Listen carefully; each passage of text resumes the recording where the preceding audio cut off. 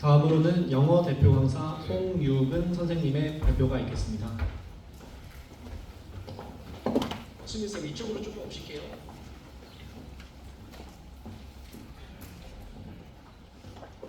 예, 안녕하세요. 송유근입니다. 제가 날씨도 그전에 오셨으니까 제 준비 마음은 정보를 갖다 한 99% 드리고 그래도 저도 홍보를 해야 되니까 한 1% 정도는 홍보를 섞는 방향으로 준비를 했으니까 예쁘게 봐주시면 제가 좋은 정보 드릴게요. 자, 불수능이라는 얘기 되게 많이 들으셨을 텐데, 그죠? 근데 이게 알고리즘이라는 게 되게 신기한 게 이걸 갖다 많이 보잖아요, 유튜브에서. 그러면 이게 뜹니다. 그 다음에 수능체제라는 단어가. 그 다음에 이걸 많이 보잖아요. 그러면 영어가 뜹니다. 이걸 갖다 우선 이해를 하시는 게 제가 봤을 때 굉장히 중요해요. 자, 이게 YTN 뉴스를 갖다 캡처한 건데 최상위권 변별력 갖췄다 이게 어려웠다는 뜻이고 이건 최저에 대한 얘기인 거죠. 항상 이게 세트로 움직이게 됩니다. 이걸 먼저 이해를 하시는 게 되게 중요해요. 그래야지만 영어에 대한 올바른 접근법이 만들어집니다. 자, 그래서 제가 유튜브에서 어머님들 엄청 보시더라고요. 그래서 최대한 어머님들 눈높이에서 설명을 드려야 되니까 유튜브에서 조회수가 많은 입시 이런 걸 제가 좀 캡처를 했는데, 자, 여기서도 마찬가지입니다. 불수능과 수능최저, 그 다음에 수능최저, 이런 거 뭐 많이들 아시더라고요. 수능최저, 수능최저, 이제 어머님들이 좋아하시는 수능최저 이렇게 나와 있습니다. 네. 그래서 수능최저라는 게 수시를 쓰는 애한테 내가 네 내신을 못 믿겠어, 내가 네 교과, 내 논술을 못 믿겠어, 수능도 보여줘 이런 거거든요. 그래서 2합4나 3합6 이런 걸 갖다 요구하는 겁니다. 그래서 우리가 9장을 쓰게 되는데 이거 6장, 특히 교과하고 논술에 있어서는 수능 최저가 반드시 요구하는 대학, 그쪽이 경쟁력이 좀 있거든요, 학생 입장에서는. 근데 문제는 뭐냐면 제가 최근에 예비 고3을 상담을 하잖아요.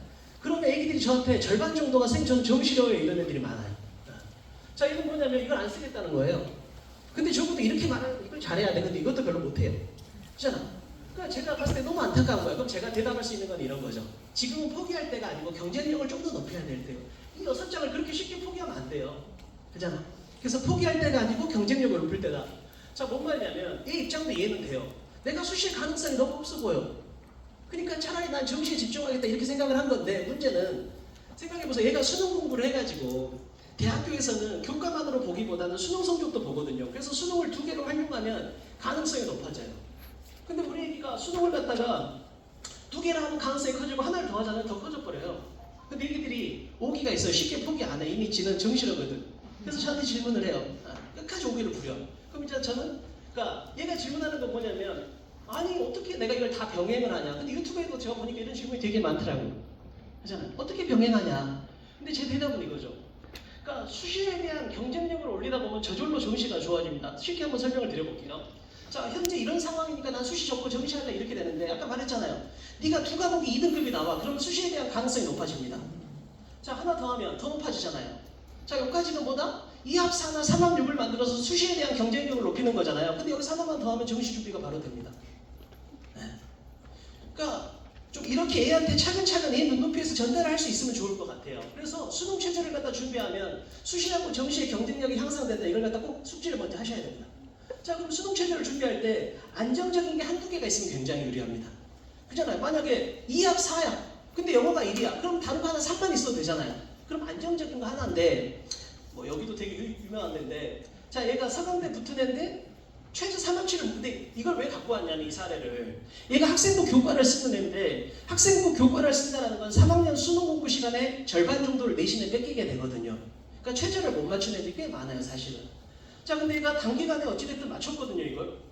그래서 물어봤더니 이유가 선택과 집중이래. 그래서 얘가 대답한 건 이거예요. 지가 9월달에 영어가 3이었는데 영어는 금방 바꿀 수 있겠다는 생각을 했다라는 거지. 전 얘가 영어 과목의 특성을 아주 잘 이해한 선택이라고 생각이 돼요. 그러니까 지금 이 시기에 제일 나쁜 게 뭐냐면 열심히 해라요. 진짜로. 겨울방학 때 진짜 나쁜 게 열심히 해랍니다. 무엇을 어떻게 해라 이렇게 해줘요. 애기들은 완전히 순진해요. 자, 그러면 봅시다. 여기도 수능 체제를 맞출 때 다 해야 되나? 그 다음에 이 선생님도 유명하신 분인데 수능 체제를 영어로 한번 해보면 어쩌겠냐 이런 건데, 즉 수능 체제를 충족을 위해서 영어를 우선적으로 활용하는 이유가 굉장히 유튜브에 많이 나옵니다. 다시 한번 말씀드리면, 근데 그게 어머님들이 생각하시는 것보다 1000배 쉽습니다. 영어가 1등급을 받기가. 네. 이번에 뭐 4%네 5%네 그러는데 평균은 8%거든요. 볼게요. 그러니까 수능 체제를 맞추면 수시에 대한 경쟁력이 커진다. 근데 수능이 어려우면 쉽지가 않잖아요. 그래서 영어를 이용해라. 이렇게 이어지는 거거든요. 자, 복수탕 같은 경우는 내가 아무리 잘해봤자 이 안에 못 들어가면 게임 끝이에요. 이게 숫자는 이뻐 보이지만 재생이 반을 먹어본다고. 그럼 실제로 우리가 들 거는 2칸밖에 없어요. 들어갈 게 100칸 중에.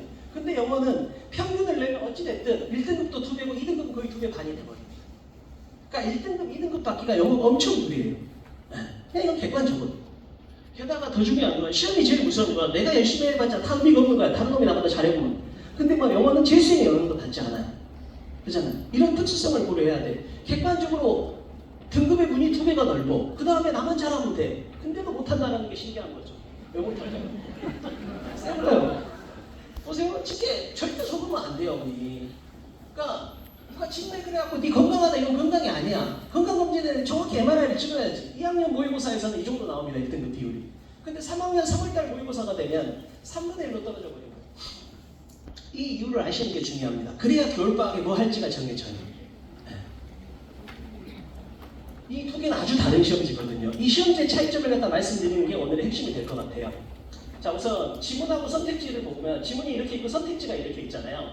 자, 지문의 관점에서는 두 가지인데 전통적으로 난이도를 높이는 방법하고 최근에 나타난 방법인데 이게 중요하거든요. 이걸 먼저 설명드릴게요. 우선 1학년 때는 2학년 때는 단어가 이렇게 나옵니다. 성격이 좋다. 근데 3학년이 되면 똑같은데 인품이 훌륭하다고 바꿔버려요. 얼굴이 잘생겼다고 외모가 준수하다, 춥다를 서늘하다 이렇게 바꿔버립니다. 이것만 해도 절반이 날아갑니다. 애들이. 못 버텨요 이걸. 근데 이런 애한테 이걸 왜 하잖아? 절대 아니에요. 정말 힘든 일입니다. 근데 더 무서운 건 뭐냐면 두 번째예요. 반응 속도인데 어머님들이 한번 실제 학생이라고 생각하고 시험장에서 만난 문장이라고 생각하고 보세요. 그러니까 반응 속도, 이해 속도의 관점에서 사실관계는 아니잖아요. 실제로 모르시기 나름대로. 여기서 뭐 서술은 귀엽다 이런 게 엄청 어울리는데 어찌됐든 어머님들은 이해를 돕기 위해서니까 제가 음성만 하면 예문을 못 쓰는데 실제 보고 계시니까 과감하겠습니다. 자, 그러면 자, 이건 누구나 여기 있는 모든 사람이 똑같이 반응할 수 있잖아요. 속도 면에서, 이해 속도 면에서. 근데 두 번째는 약간 느려질 수 있습니다. 사람마다. 자, 조금 차이가 나잖아요. 물론 저희 와이프는 외모를 봅니다. 엄청 봅니다. 이제 3학년이 문제인데 제가 말씀드리고 싶은 건 이번에 그러면 누가 잘 받냐라고 궁금하실 거 아니에요. 평소에 1등급 받던 애들 중에서 절반은 받고 절반은 못 받았거든요. 가장 큰 차이는 시간 부족이 없었던 애들은 다 1등급이었어요. 그러니까 제가 얘들한테 전화 왔을 때 제일 먼저 물어본 건 혹시 시간이 부족했냐? 이게 다였어요. 시간 부족이 없었던 애들 다 1등급이야. 그러니까 3학년에서 변화의 가장 핵심은 시간 부족이에요. 자, 볼게요.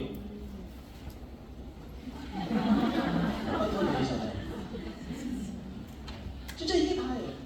근데 이게 못 읽을 건 아니잖아요. 근데 생각해보세요. 한 문장에 1초씩 느려지면 전체가 되면 10분이 느려질 수 있는 거예요.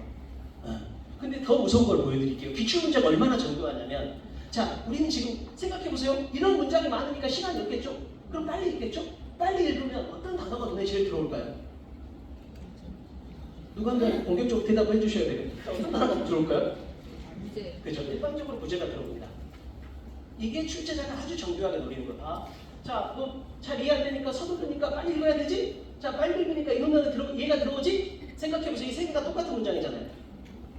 근데 이 두 개 전부 다 속으로 못생겼다는 얘기를 하고 있잖아요. 근데 빨리 읽으면 이렇게 돼버려요. 그래서 플러스라고 느껴버려요. 이게 아주 중요한 겁니다. 그러니까 정확도하고 속도를 헷갈리시면 안 돼요. 제가 상담할 때 제일 답답한 어머님들이 우리 애가 푸는 건 다 맞은데 시간이 없어요. 뭔 말이냐면 이걸 착각하는 거야. 정확도하고 속도가 다르다고 생각하는데 우리는 정확도는 좋은데 속도가 나빠요. 그럼 뭐라고 하겠어요? 빨리 푸세요. 말도 안 된다니까. 정확도는 속도하고 똑같은 말이에요. 단지 속도를 바꿔보면 표현이 뭐예요? 높은 수준의 정확도예요.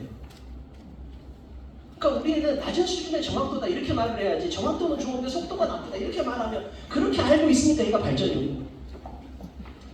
자, 그래서 우선 지문에서는 이 두 가지고 선택지를 보겠습니다. 저는 이 부분도 상당히 심각하다고 생각하는데 자, 여기서 저를 아시는 분도 있고 모르는 분도 있겠죠. 네, 재원생 어머님도 있고 학생도 있구만. 저 아는 애들이. 근데 어찌됐든 자, 저를 모른다고 생각하고 대답을 해볼게요. 맞출 수 있잖아요. 그렇잖아요. 1학년, 2학년 때 이렇게 주는 거야. 그래서 잘못된 건강검진이라고 제가 말하는 거죠. 아픈 애가 아프다고 나오지가 않는다. 그러면 지가 건강하다고 어디였나? 그러니까 그게 제일 문제예요. 그래서 1, 2학년한테 1, 2학년 모의고사를 풀리면 안 돼요, 사실은. 이게 1, 2학년 모의고사를 풀고 1등급이 나오니까 제 말을 듣질 않아. 근데 보세요, 3학년 때는 문제는 똑같아요. 근데 선택지만 바뀌어요. 근데 생각해보세요. 문제 똑같고 답도 똑같잖아요. 잘 생각 생각해봐야 돼요. 진짜로. 아니 문제가 똑같고 답이 똑같은데 왜 그럴까요? 이래서 그래요. 그러니까 지식의 세모가 너무 많아요. 그러니까 제가 항상 하는 게 네 이름 뭐야? 그럼 대답한다. 우리 아빠 이름 뭐야? 그럼 대답을 못할 거 아니에요. 근데 중학교 때 친구였는데 오래 안 봤어. 그럼 이럴 거 아니야. 이게 제일 문제예요. 근데 이게 더 큰 문제가 뭐냐면 선택지가 아까처럼 쉬운 건 어떻게 돼요? 이 애매한 지식이 맞다로 결론이 나버려. 근데 선택지가 매력성을 띠면 얘가 틀렸다가 되는 거죠. 그러니까 3학년 때 이렇게 변할 건데 억지로 우기고 있는 거야. 그러니까 송유근의 고향이 뭐야? 그럼 순천이 이렇게 말할 수 있어야 되는데 나 잠깐만 이거 보고 알 수 있어. 이렇게 우겨본다. 지식의 평가 기준이 잘못되어 있습니다. 그래서 겨울방학 때 그런 걸 좀 바꾸셔야 돼요. 그리고 아까 말했던 것처럼 1, 2학년 때는 정확도가 있으면 되는데 3학년 때는 속도가 있어요. 다시 한번 말하면 속도는 뭐다? 높은 수준의 정확도예요. 송유근 고향 뭐야? 그때 뭐 천으로 끝나는 뭐 이렇게 알고 있으면 1, 2학년 때는 맞을 수 있는 3학년 때는 안 돼요. 그러니까 제한된 시간 내에 정확하게 풀어라 이게 시험이에요. 3학년 때는 철저하게 이 능력을 평가하는 거지 이 능력을 평가하는 게 아니에요. 이번에 시험을 못 봤다. 그럼 이쪽에 안주하고 있었던 애라고 보시면 됩니다. 시험이 어려워진다는 건 뭐다? 비중이 이쪽으로 올라간다. 그럼 간단한 거야. 높은 수준의 정확도를 물어봤으니까 틀리는 거예요. 자, 1, 2학년에 비해서 보통 제가 보면 7분, 8분 더 걸립니다. 기출문제 기준으로. 그럼 여기서 제일 좋은 일이 뭐냐면 자, 그럼 네 빨리 푸는 연습을 해라 이렇게 되는 거죠. 그럼 이제 속도를 높이면 정확도가 떨어지는 거죠. 그래서 시험이 쉬울 때는 점수가 올라갔다가 시험이 어려우면 점수가 떨어지고 이렇게 돼버리는 거예요. 자, 결론적으로 지문에서는 이런 요소, 선택지에서는 이런 요소 때문에 결론적으로 시간 부족이 나타나게 됩니다. 그래서 속도를 높이면 정확도가 떨어지는 현상이 나타나는 거죠. 그러니까 결론적으로는 3학년 때 점수가 떨어진 것 같지만 실제로는 이런 부분에서 과정이 다 있었던 겁니다. 실질적으로. 그럼 겨울방학 때 우리는 뭘 해야 되냐? 자, 수능 최저 준비를 해야 됩니다. 그래야 수시하고 정시의 경쟁력이 생기니까. 근데 수능 최저는 2, 합사, 3, 합, 6 이런 거니까 안정적인 과목이 한두 개가 있으면 엄청 유리하고 영어가 제일 쉽다 이거예요. 보세요. 근데 문제는 뭐냐면 이렇게 돼 있다는 거죠. 자, 파란색이 쉬울 때고 빨간색이 어려울 때요. 제일 쉬울 때는 16%, 13%도 나왔습니다. 어려울 때는 4%도 나와버리고. 그러니까 난이도 변화는 엄청 큰데 그래도 안정적인 등급을 받아야 된다는 거죠. 쉽게 나와라 이렇게 기도한다고 될 일이 아니에요. 그잖아. 내가 올바르게 준비하면 되는 거죠. 자, 안정적으로 등급을 만들려면 두 개를 만들어야 됩니다. 설명드릴게요. 강약 만들기인데 보세요. 우리 애가 보시죠. 그러니까 애들이 실력이 비슷해. 근데 얘는 항상 1등급이야. 근데 얘는 1등급, 3등급 바뀌어. 움직여. 안정적이지 않아. 차이가 뭘까요? 대부분 애들이 여기 있습니다. 안정적인 1등급이 많지 않아요. 시험이 10등 어렵고 꾸준하게 1등급을 측면해야 하고 시험의 난이도에 따라서 점수가 변화하는 데 특징. 가장 큰 건 얘는 많은 정보를 찾고 얘는 중요한 정보를 찾게 됩니다. 이게 엄청 큰 얘기예요. 번역가가 될 게 아니잖아. 독해 수업이라는 건 모든 단어를 세게 읽는 거고 문제풀이 수업이라는 건 중요한 정보를 찾는 능력이 완전 다른 능력이에요. 하나 더 있습니다. 어떤 부분이 있거든. 얘는 해석이 안 되는 부분을 세게 읽고 얘는 중요한 부분을 세게 읽는 거죠. 자, 출제자는 이걸 다 알아요. 그럼 어떻게 될까요? 시험에서. 자, 보십시오. 제가 기출문제를 기준으로 독해반하고 모의고사반 문제풀이반을 두 개를 운영하니까 이 기출지문을 똑같은 걸 놓고 독해반에서 먼저 수업을 합니다. 그럼 객관적으로 애들이 여기가 해석이 안 돼요. 제가 봐도 여기가 어려워. 그렇잖아요? 그럼 아까 제가 말했던 점수가 움직이는 애들은 여기를 세게 읽는 거예요. 읽고 이렇게 되는 거죠. 근데 강약이 있는 애들은 다 약하게 읽어요. 어디를 세게 읽어? 슥슥슥 빡 이렇게 됩니다. 그래서 여기를 세게 읽게 돼요. 왜? 쏘가 나오면 뒤에 무조건 주제가 뜨는 게 공식이거든요. 하나 더 해볼게요. 자, 이걸 독해를 시켜보잖아요. 그럼 얘가 어려워요. 출제자가 의도한 거예요. 자, 여기서 비접으로라, 여기서 비접으로라 이렇게 된 거죠. 별거 없다니까요. 출제자는 어떻게든 변별력을 내야 돼. 변별력을 내는 건 세모 애들을 죽여버리는 거예요. 세모 애들을 죽여버리는 거지. 세모 애들은 지식이 불합쳐가고. 그리고 세모 애들은 강약이 있기 때문에 중요한 걸 세게 읽는 게 아니고 지가 해석이 안 되는 걸 세게 읽어요. 출제하는 걸 다 해요. 근데 우리는 강약이 있잖아요. 어떻게? 쓱쓱쓱 읽는 거죠. 왜? 독해가 아니고 문제 풀이니까. 그럼 여기서 번쩍해요. 그럼 여기 뒤에 무조건 주제가 있습니다.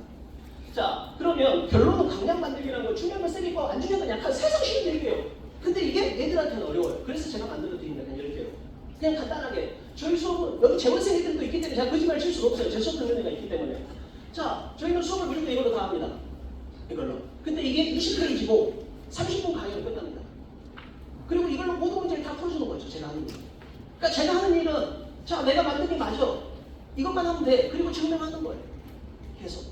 자, 그래서 10개인데 1번 해놓고 이렇게 정보를 주고 2번 해놓고 이렇게 정보를 주고 그 다음 쭉 가다가 10번하고 정보를 주고 이렇게 됩니다. 이렇게 해서 10개를 갖다가 30분 동안 머리에 넣어줘요.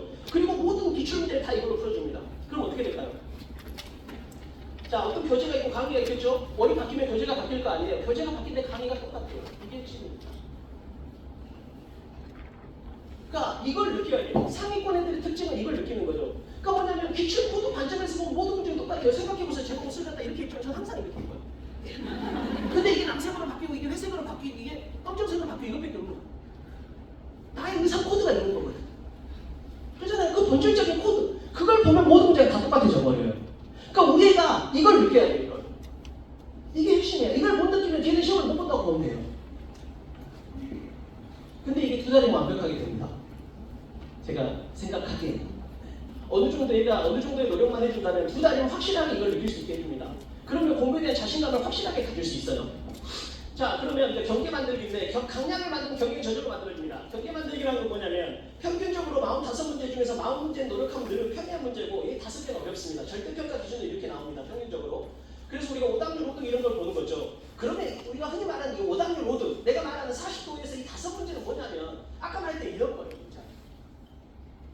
그러니까 읽을 수는 있는데 시간이 너무 많이 걸리는 이런 거죠. 모든 문제가 다 이렇게 생겼습니다. 그럼 여기서 진짜 이해를 잘 하셔야 돼요. 애들이 착각하는 게 제가 여기 보세요. 진짜로 겨울방학 특강의 가장 큰 함정은 대부분 이걸 한다는 거예요. 이걸. 우리 애가 이걸 한번 꼭 알리셔야 돼요. 뭔 말이냐면 애들한테 너 왜 이거 해? 그러면 너 왜 이거 신청했어? 그러면 저 이걸 맞거든요. 이렇게 말한다고. 그래서 잘못된 거예요. 이 40문제는 맞는 게 핵심이 아니에요. 이 40문제에 대한 기준점은 뭐다? 빠르게 맞는 거예요. 왜냐하면 이 5문제라는 거 아까 말했잖아요. 여기서 2개만 맞아도 1등급이잖아요. 절대평가니까. 근데 이 5문제는 아까 말했던 것처럼 읽으면 이해할 수 있잖아요. 단 시간이 필요하다. 따라서 이 5문제는 시험장에서 읽으면 읽을수록 내용이 이해가 됩니다. 그래서 이 5문제에 대한 가장 좋은 해결책은 평소에 연습을 많이 하는 게 아니고 평소에 이걸 빨리 푸는 연습을 하는 게 더 나아요. 그래서 제발 목표는 2개입니다. 국어 수학에 피해주지 말자, 6월 이후는 영어 하지 말자. 이렇게 출발하면 절대 안 돼요. 이렇게 하면 똑같은 45문제인데 슬럼프도 많아지고 엄청 힘들어져요. 제발 이렇게 출발해요. 그리고 저는 그냥 아주 단언하는데 이거 공부 안 해도 이것만 확실하게 풀면 저는 1등급은 무조건 나온다고 봐요. 그리고 점수의 안정성 관점에서 얘가 훨씬 중요하다고 저는 믿는 거죠. 이거 노력하면 무조건 늘어요. 근데 이거 노력해도 는다고 단번할 수가 없어요. 근데 왜 이걸 해? 남들이 하니까. 잘하는 애가 하니까. 우리 학교 많이 해요. 그럼 경계를 만들려면 어떻게 만들어야 돼요? 이렇게 만들면 안 돼요. 이렇게 만든다라는 건 이게 너무 얇아요. 어떻게 해야 돼요? 좀 더 두꺼워져야 돼. 근데 이것도 안 돼요. 어느 정도 더 두꺼워져요. 이 정도까지 두꺼워져요. 그래서 절대 안 틀린다, 빠르게 푼다가 이쪽에 38개 이상은 나와야 됩니다. 그럼 1등급 근처에 거의 간 거예요. 그래서 나중에 보면 알겠지만 틀린 문제가 딱 정확하게 번호가 나와야 되는 게 틀린 개수가 중요한 게 아니고 틀린 번호가 중요해요. 실질적으로. 그래서 딱 그 구간에서만 정확하게 틀려줘야 돼요. 자, 그럼 겨울방학 때 영어 안정적인 등급 만들어서 수시 경쟁력을 제고한다. 그러기 위해서 이제 2개를 만든다고. 그러면 제가 이제 죄송합니다. 이제부터 제가 홍보입니다. 제가 90의 노력을 했으니까 한 10 정도만 봐주십시오. 그래서 수강생 모두가 각자의 목표를 달성할 수 있게 짰습니다. 그래서 우리가 지금 겨울방학이고 3월 모의고사 열심히 해야 이렇게 보면 안 된다는 게 제 생각이에요. 그래서 어떤 애는 3월까지, 어떤 애는 6월까지, 어떤 애는 9월까지 끝내면 돼요. 왜? 수능만 잘 보면 되는 거니까. 그래서 제발 자기 상황에 맞게.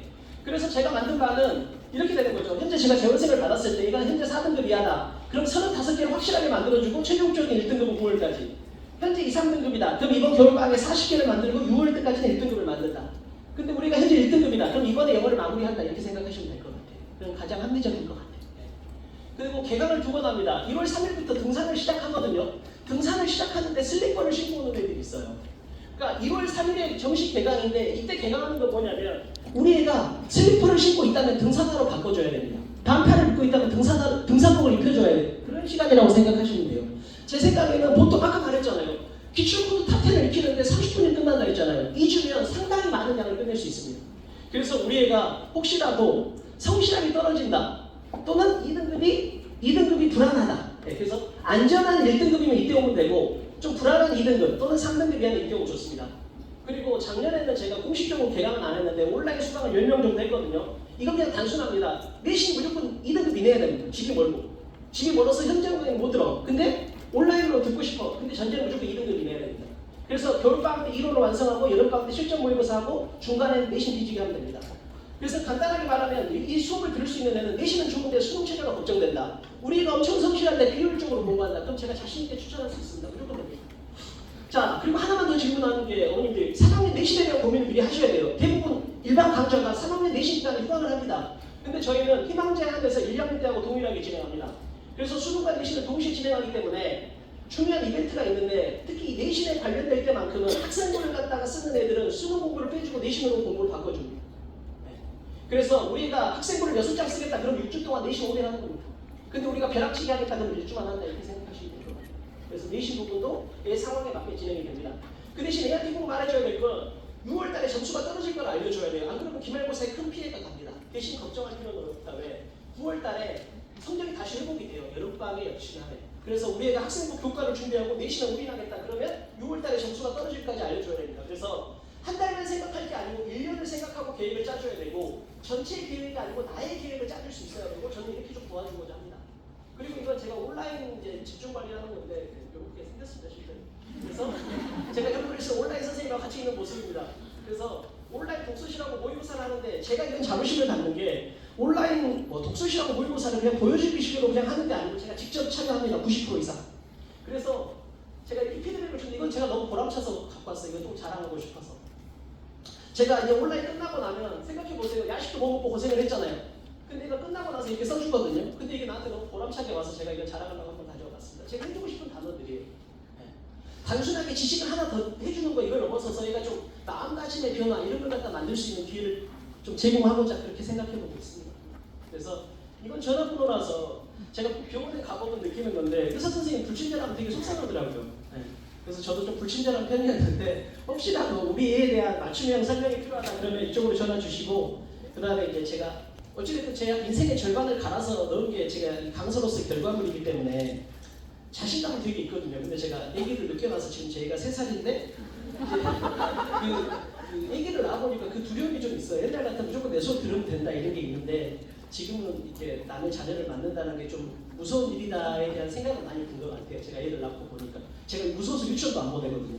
집에서 키우고 있는데 그래서 시작할 때 제가 무서운 마음 잘 간직해가지고 헤어질 때 미안한 마음 없도록 열심히 가르쳐 보겠습니다. 감사합니다. 네, 다음으로는 수리논술 대표 강사 홍성민 선생님의 발표가 있겠습니다.